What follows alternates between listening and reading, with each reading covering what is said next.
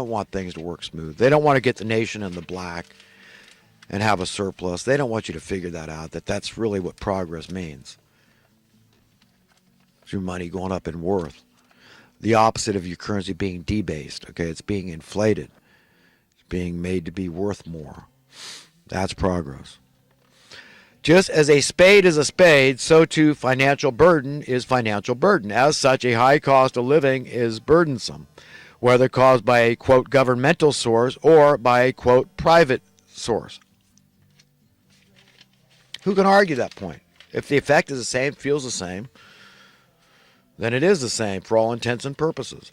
The fact of the matter regarding employment is that the vast majority of jobs in the 21st century revolve around manufactured problems, chiefly poverty. Poverty is very important that they keep poverty intact.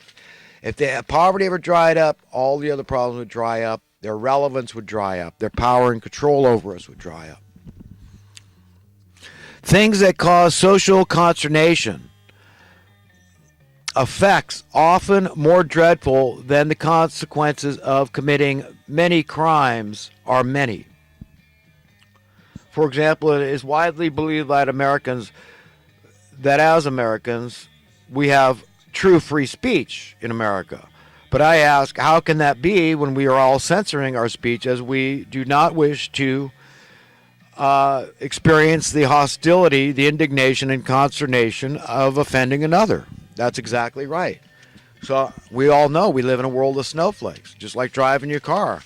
If you let that guy come into traffic at the stoplight, you might offend the guy behind you. You see, this is living life. I mean, we all deserve a lot of credit just to be able to walk this tightrope. It's tough being human. And I have the greatest empathy the older I get for other people. Everybody, man. I mean, it's hard. The devil's in the detail and taking our mind off God and the blessings that are, the gratitude we should all be feeling. Just to exist as human beings is just being extracted from us. The pound of flesh through our joy and peace of mind is being taken from us at every turn. Deceptive leadership induces and manifests an unreliable unreality. Honest leadership induces and manifests a reliable, true reality.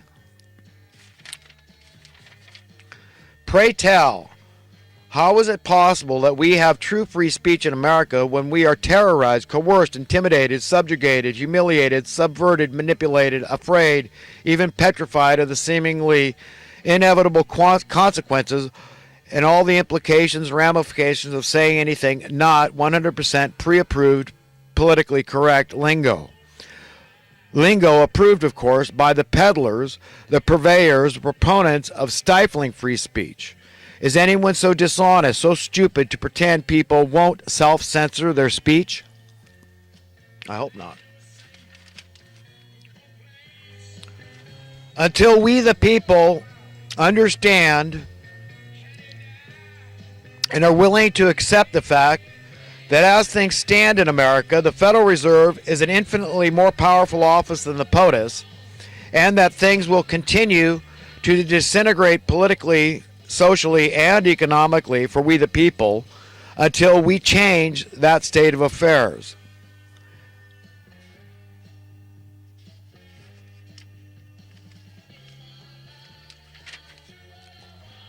Sure, back in 2008, they successfully stole the wealth of our nation and etched that theft in stone by way of brazen fraud, going against the will of over 90% of the American people. But you need to get over it, man. Get on with the NEO program. Get on board with the perpetual and ever-growing servitude and invented, concocted, conjured-up miseries. The Overton Window is over here now. Yeah, I could just see somebody telling me that, right? That's what they tell me. I mean, even if they don't say it, I can see it by the look in their eyes, their attitude, their vibe. I know what people think because I am a people. Personally, I can't worry whether or not 99+% of people are deliberately deceivers or simply deceived and are fully willing to parrot lies given to them by puppeteers above them. I must still tell the truth, the whole truth, and nothing but the truth when it comes to vital questions such as where will we go from here, about the salvation of souls being found, and being found worthy of inheriting heaven on earth.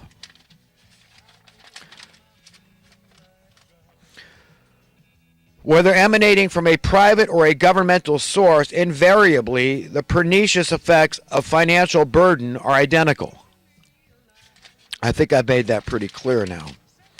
Basically, in the hereafter, we get what's coming to us, what we deserve, what we are worthy of receiving or not receiving.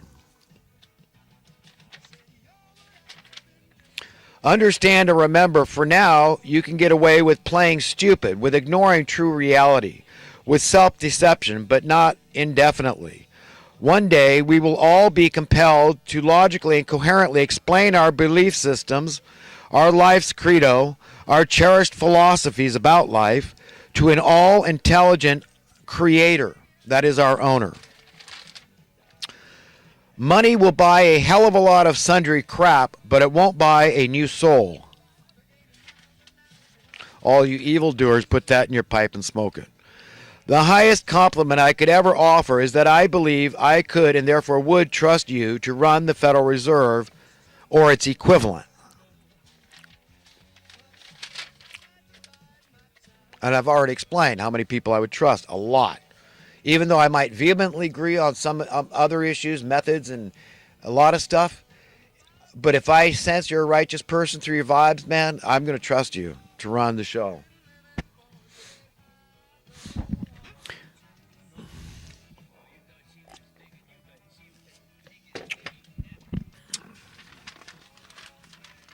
Whether or not a man is rich or poor or in between is really of no concern to me. What really matters to me is are they a kind person or an a-hole? As we witness the devouring by death and the overt destruction of the very poor, do we ever consider who may be next in line, or who else may be marked for death, destruction, and devouring by our cruel overlords? Maybe even someone close to you, a friend, a relative, someone you personally love and care about deeply, perhaps ourselves. I considered recently that the idea of breaking down and finally conforming to this beast system bothers the hell out of me, but so do the implications of continuing to resist it, thereby having to perpetually face the implications and consequences. Yeah, it's a struggle, man. Sometimes I just want to cave and say, you know what? I'm a new person today. I'm just going to go along with the system, make a lot of money. That's it, man. I'm going to, get some peace here. And it's going to be divorcing myself from those people whose problem is not my problem. And, yeah, it's very tempting, very alluring. But I can't. At the end of the day, I know, and you shouldn't be able to. You're going to have to answer for the person you are. If you weren't true to yourself, your conscience, your integrity, your honor, your soul, the true essence of who you are, then you will pay the penalty for that someday. So, better suffer now than later. Victor Hugo, right? It's a paradox. Prescribing to a social Darwinian philosophy of survival of the fittest, of course, one must ask, whose definition of fittest? Sounds suspiciously like this belief that simply working hard and you will succeed. Define working hard, define succeed. And how do we define success? You see,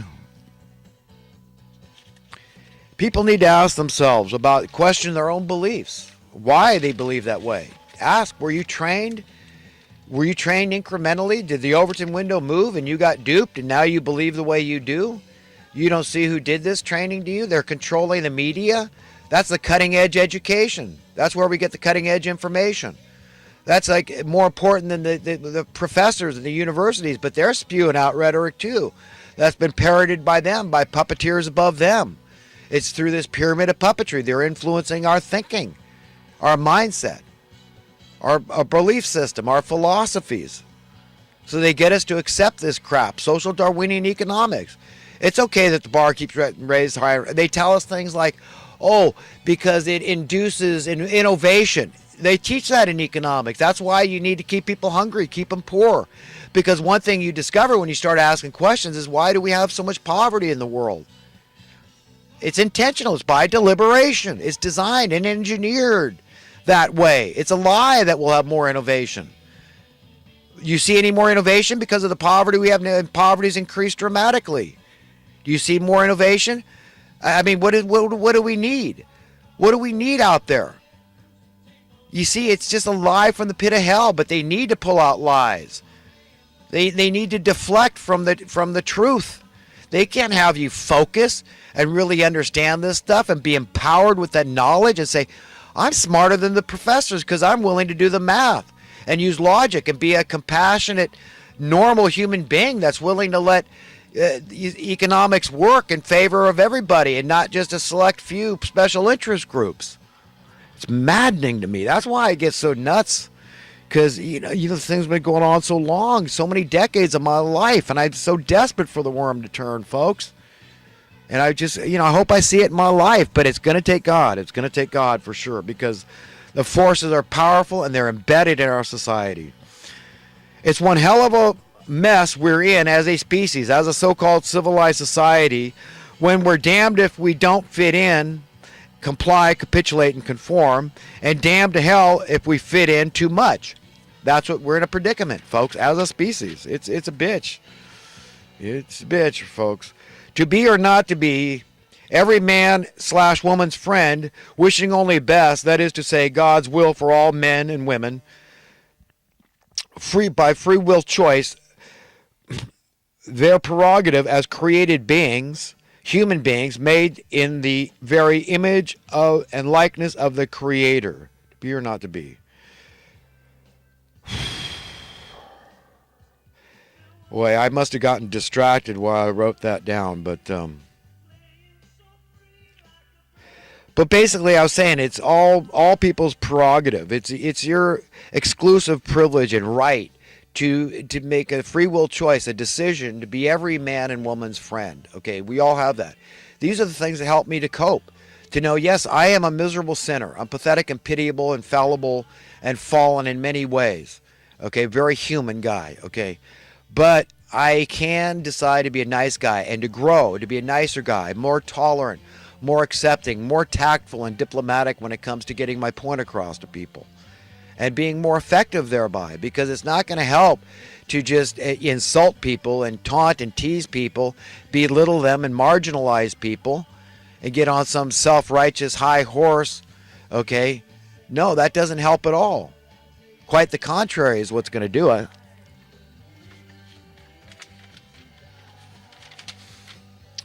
One should not wish to be somebody in the eyes of the world. We are all somebodies to our owner, to our Creator. That's what we read about. I talked about values earlier, how gold and silver didn't give a crap.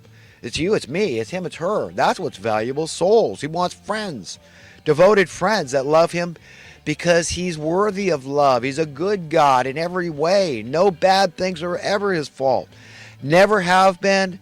They are not his fault today. They never will be his fault. Anything bad is the fault of the evil one that caused the deception, the fall of man at the beginning, and this temptation, this knowledge of good and evil, and this curse that befell us. Okay, and the consequential curse all creation had to experience. That's the fault. That's who's to blame. I am compelled by conscience to share with the world what I know in my innermost being, to be imperative information that other people simply won't and don't discuss. That's the only reason I do these videos, is because I have a compulsion. I feel commissioned. I feel a responsibility, an obligation, a duty, so I don't even want to get paid for what I do here. I've got to make bread some other way, man. This is just too important. I give a crap, and I have to do it. So understand, that's the only reason that I make this video series, is because I believe I've got something important to say that I'm not hearing on any other platform.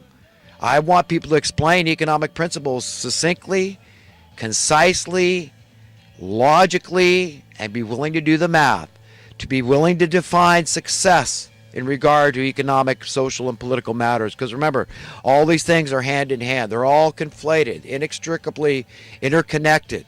Our social welfare is. Our political welfare is.